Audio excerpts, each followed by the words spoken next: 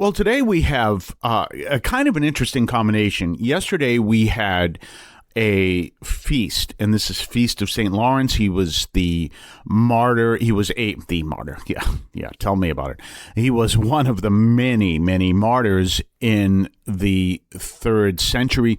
He's also mentioned, this is always something you will hear people when they'll talk about saints, if this is the case. He's also mentioned in what is known as the Roman canon. The Roman canon is also known as Eucharistic Prayer 1. By the way, some of the more traditional people will say that's the only acceptable Eucharistic prayer, and the other ones are, there's someone saying that the Eucharistic Prayer 2 was written on a napkin. No, Eucharistic Prayer 2 is the oldest Eucharistic prayer. That is the first one. The Roman canon came obviously many, many years later. But you know that line, Linus, Cletus, Clemens, Sixtus, ... when they mention all the saints? Well, Lawrence is one of them. So yesterday was a feast. Now, today we also have a prominent saint, but she is a memorial. It's what is known, I think the word was ferial memorial, which means that we celebrate it. You don't have the option of not celebrating this saint's day, but the readings, you have an option, either the ones that normally go for the pattern, the continuity, or the one that are specific for the day. And I always go by the continuity because that's what the church wants. So the reading we're going to look at is from Ezekiel. Well, who's the saint? St. Clare. St. Clare, of course, was the woman who started the Poor Clares. She was obviously a contemporary and very good friends with St. Francis, and they both embraced that Franciscan spirituality that Francis basically created and founded his order, the Franciscans, and of course, Clare, the Poor Clares. Now, something that I always thought until maybe a couple of years ago when I actually looked up the facts. I always thought that St. Francis and Thomas Aquinas were contemporaries. Actually, no. St. Francis died, and soon after that, St. Thomas Aquinas was born. So they come from two different times. 2 different generations. So that's just an odd fact. But we want to go back to Ezekiel, and we want to look at what's being said here. So we're going to be in Ezekiel 2:8 through 3:4. Remember, Ezekiel is the prophet preaching to Jerusalem. Jeremiah was preaching mostly to Judah, roughly. And Ezekiel is preaching to Jerusalem. So let's go look up Ezekiel, and we're going to find him. And of course, he too is one of the major prophets. And we're going to see some of the powerful things he has to say. So as we look at these powerful words from Ezekiel, we're going to be, as I said, here looking at chapter 2:8 through 3:4. So let's go to Ezekiel. Let's look it up. And here we go. Okay. But as for you, son of man, listen to all that I say to you, and do not choose to be provoking, as that house is a provoker. Now, another word would be rebellious. And he is preaching to the house, and the house is just another word of saying, the Israel, the tribe, or whatever he is using in light of that. And so what he's really saying is that this house, it's the house of Israel. So he says those words. So again, and do not choose to be provoking, as that house is a provoker. Another word would be rebellious. I think that's what you'll find in the New American Bible Revised Edition. Open your mouth and eat whatever I give to you. Now, we're going to come back to that. And I looked, and behold, a hand was put forward toward me, and there was a scroll rolled up in it, and he spread it out before me, and there was writing on the inside and on the outside, and there were written in it lamentations, verses, and woes. So that's what we have so far. And now we're going to go on to chapter 3. That's chapter 2. But I wanted to touch on that because when we look at that scroll, we can also go to Revelations 5:1. Let's take a look at that and see what that has to say, because that brings us another scene of a scroll. So it's written in Revelations so that we can be reminded of the scene from Ezekiel. And in the right hand of the one sitting upon the throne, I saw a book written inside and out, sealed with the 7 seals. So just like the scroll, here it is. The book is written inside and out, just all writing. And we're bringing that back to Ezekiel, and we're seeing, so that's a reminder of us of the power that we're seeing in this Old Testament prophet bringing to the New Testament. And he said to me, Son of man, whatever you find, eat the scroll, and going forth speak to the sons of Israel. And I opened my mouth, and he fed me that scroll. And he said to me, Son of man, your stomach shall eat, and your interior shall be filled with this scroll which I am giving you. And I ate it, and in my mouth it became as sweet as honey. And he said to me, Son of man, go to the house of Israel, and you shall speak my words to them. And there you have the call of the prophet. This is the end of the reading for today in the daily reading. And obviously it's going to sound different to you because it's a different version. But notice, keep in mind these powerful words. And these words are from St. John Chrysostom. We have a more powerful role than the prophets. So that include the major prophets like Jeremiah, who we looked over the past several weeks, and Ezekiel, who we're going to look over for several weeks. Jeremiah and Ezekiel and others, Isaiah, etc., and all the minor prophets, we have a more powerful role because they were only called to preach to the Jews. We're called to preach to everybody. So that's a whole different role. And this is something, but notice what's happening here. They are a rebellious house. So what's happening? This is something we see all along. We're looking at the same thing in Jeremiah, but Jeremiah was prophesying mostly to Judah, and you're going to see Ezekiel mostly focused on Jerusalem. So everything you're going to see in Ezekiel is going to be focused really on what's going on in Jerusalem. And where's Jerusalem? Jerusalem is where the temple is. Now, obviously, we know the temple doesn't exist today because there is a mosque on its place. But the Temple Mount is where the temple was. And, of course, Jerusalem surrounds that. And what's happening there? That's where all the worship of God happens. But remember what we're going to see. They're worshiping God, but they're living a whole different kind of life. And God is saying no. And what is the sin they are committing? That's the worst of all sins. They are practicing idolatry. And that's the issue. And so what is it that idolatry is promising them? Prosperity. So anytime you see, and this is an important distinction, anytime you see people who are focused on prosperity, even within a religious perspective, one of the things I often say is that, you pray and you ask the Lord for what you want. Don't ask for a luxury car to pop up outside your house tomorrow morning. Expect it to be there. It's probably not going to be there. Could God do that? Yes. Is he going to do that? No. Well, why wouldn't he do that?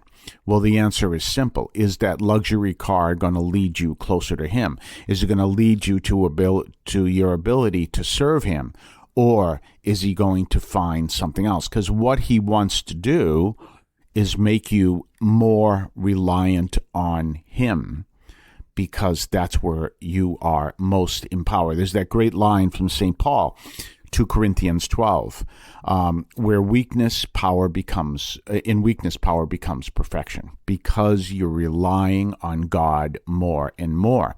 So that's an important distinction, to rely on God more and more. So do we understand that powerful difference?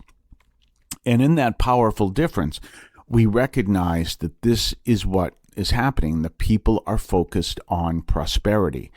And this is an issue. It's still an issue today. They're going to do whatever gives them prosperity. No, I want you to think about something for a second. You take someone who is an atheist, who understands the reality that the only thing that exists in the world is what we have here. And what we have here, when you understand that reality in that perspective, you're going to turn around and say, I'm going to do whatever this world, to get whatever this world can give me. So your focus will not be on serving others. And that's not necessarily describes atheists in general. I'm just giving this as a description. But your focus is going to be getting on what you can get for yourself now and not worry about others because they may take from you what you need. But if you're focused on where the Lord is leading to you because you believe in God and you're rooted in Christ and you're focused on that, then you want to more rely on God and you may be more willing to share with others. And when you are more willing to share with others, then people can see that powerful reality of your relying on God. You see how all that works. So this is one of the powerful things that we see here, where this reality of the living God is there, and we're called to trust in him. We're called to give all ourselves to him. And by trusting in him, he calls us to follow him and to serve others. And by serving others, we are proclaiming the faith. This is why our vocation is radically different than that of Ezekiel, even though he was one of the major prophets. We're going to be back on the other side of the break. You're listening to the Catholic Audio Media Podcast. Have you ever wanted to read the Bible but didn't know which readings to check out? Well, how about looking at the Church's daily readings? You can find them at the website of the United States Conference of Catholic Bishops. Just go to bible.usccb.org and click on the date that pops up on that page. There are other options on that page as well. That is bible.usccb.org, and click on the date and you will see the daily readings for your own prayer and study of the Bible. This is a prayerful tip from St. Anthony Parish in Allston, Massachusetts. If you're looking for a way to contact the show, there are two ways to do it. You can do it by phone and contact our listener line. Telephone number is 617-297-7452. That's 617-297-7452. You can also email the show at producer@catholicaudiomedia.com. That's producer@catholicaudiomedia.com. Those are two ways to contact the show, and feel free to do that. So again, that's 617-297-7452. You can leave a message on our listener line or send us an email at producer@catholicaudiomedia.com. We're back. And, yesterday I was talking about the aspect of humor.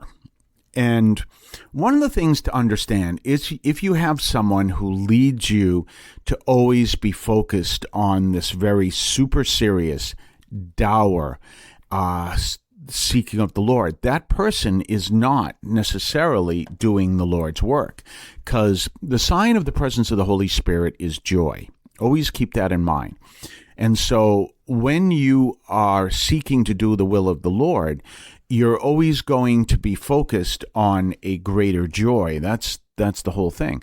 But if you have someone focusing you on you're not working hard enough, and sin is everywhere, and especially, this is the one that really sends me through the roof, especially if they are teaching you that you have a little chance of getting to heaven.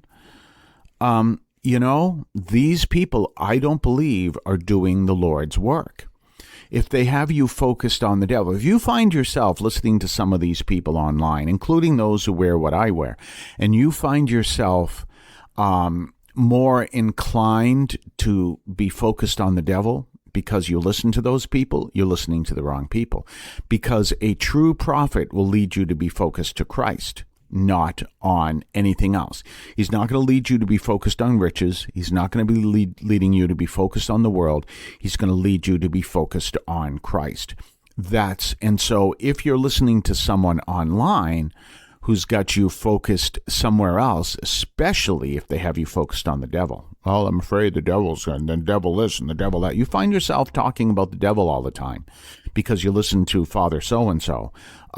That's a problem. And that's why I don't recommend certain father is so-and-so. That's the reason.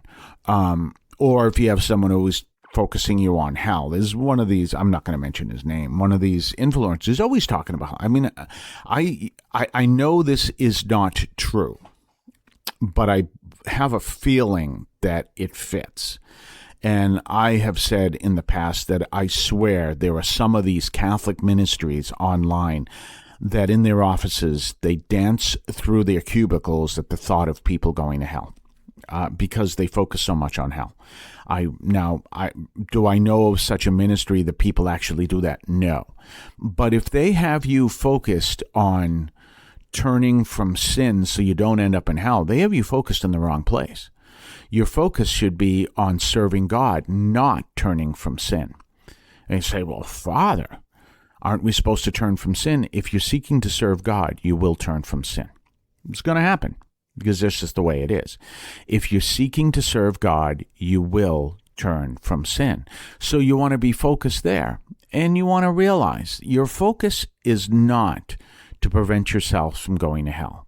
Your focus is to serve God, because ultimately what you want the Lord to say to you at the end of your life is not, you're not going to hell. Don't worry, you're not going to hell. It is, well done, my good and faithful servant. That's what you want the Lord to say. So that's where you need to be focused, not on not going to hell, because that's not, what is that? If you're focused there, then you're like the man who buried the treasure because he was afraid what the person who gave him the treasure for investment was going to do. Do you understand? So if you bury your treasure, and how do you bury your treasure? By focused on hell. By focused on, I'm going to do whatever I can so I don't end up in hell, is the same thing as saying, I'm going to do whatever I can that I'm able to give this person, this landowner, his money back without me having lost anything.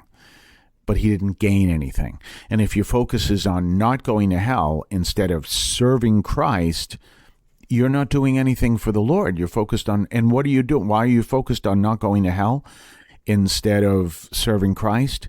Because you're focused on your own salvation and you're not focused on anyone else. And what does Jesus say?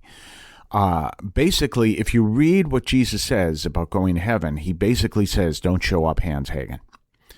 He says, you are called to bear fruit. You're called to bring the fruit of your actions. You're called to bring the fruit of your prayer. And you're called to rely on the Lord. However, if you don't, and you focus on not going to hell, you're going to end up saying, I saved myself from hell, Lord. And he's going to say, then why did you need me? Do you understand? Or you didn't need me because you were focused on turning away from sin. We're called to serve the Lord. And so our focus should not, obviously we need to turn from sin, but our focus should be on serving Christ, not on turning from sin. You see, because really what you're going to do, if you're focused on serving Christ, you're going to focus on turning from sin, because you're going to want to serve Christ. But if you're focused on, let's say, I'm going to do nothing wrong with doing a rosary. I do them all the time. But I'm going to do a rosary instead of giving into sin. Change that to, you know what? The reason why I'm in this situation of temptation is because of where I'm at. I'm going to move someplace else and find a way to serve the Lord. There's a great line, a Baptist shipmate, and he used to, I'd say, what are you going to do tonight? He says, I'm going to do some soul winning. Well, what he would do is he would go out and preach the gospel. If you want to look for something to do, this is one of my favorite things, and you can't find many people who will do it. Maybe you can. You get on the T, and I'm sorry, I shouldn't say that. I should say that if you're in Boston, but many of you people are not in Boston. So you get on your public transportation system, which in Boston is the T. And you find someone, it's part of your group, and you pretend you're evangelizing them. You see, you talk to them about Christ, and you're doing that basically as an act, but what you're really doing is you're speaking out to the people around you. They're not going to acknowledge you're listening. Some of them may be just kind of ignore you, whatever the case may be, but that's one of the things you're doing. And, another thing you can do is participate in your parish, in the events and everything that are going on in your parish. These are things you can all do. So consider that and work on that and celebrate that. And we can talk about all the great things that are going on in celebration of the Lord by acting on that. But don't be focused, as some of these people focus you on turning from sin. Not that I'm saying don't turn from sin. Obviously, I do say that. But if that's your only focus, then you're not going to bear fruit for the Lord. You're going to stand up in front of the Lord at the end of your life, hands hanging. And that's what the Pharisee did. Remember the Pharisee and the publican? What did the Pharisee do? See, I've done all these great things, and I'm not like this publican. It's all focused on himself. And he's talking and bragging about all the great things that he has done in his life. And he's all focused on himself. And that's what you're doing when your whole focus is on turning from sin and not on doing what we're really called to do, which is to serve the Lord. St. Thomas Aquinas called it synderesis. Do good, avoid evil. But there's both, not one. We'll be right back. Did you know that Catholic TV offers free apps for both Android and iOS users? Visit the website catholictv.com or your app store to download this faith resource to your device. If you're looking for a way to contact the show, there are two ways to do it. You can do it by phone and contact our listener line. Telephone number is 617-297-7452. That's 617-297-7452. You can also email the show at producer@catholicaudiomedia.com. That's producer@catholicaudiomedia.com. Those are two ways to contact the show, and feel free to do that. So again, that's 617-297-7452. You can leave a message on our listener line or send us an email at producer@catholicaudiomedia.com.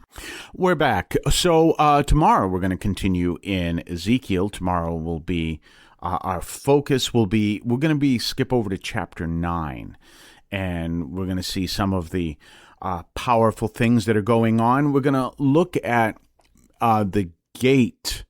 Remember, we're talking Jerusalem, and Jerusalem had a wall around it, and so you had the gate, and so we're going to be talking about that, and we're going to see a vision of Ezekiel. So anyway, that's coming up tomorrow. In the meantime, have yourself a blessed day. And we are here every single Monday through Friday. Remember to subscribe, like, and we'll be back tomorrow. Yeah. You know the real is back. Father Carr Chaplain from the city of champions, dropping daily reflections coming straight from the field. The raw truth revealed for the strong-willed. It's the Greatest Act of Defiance podcast with your host Father Carr, a message built to last. The Greatest Act of Defiance podcast. That's right, the Greatest Act of Defiance. Word up. Word up. Word up. Word up. The Catholic teaching in this podcast is reflected and presented as accurately as possible. The opinions expressed are those of the participants and do not necessarily reflect those of the Archdiocese of Boston or any other institution.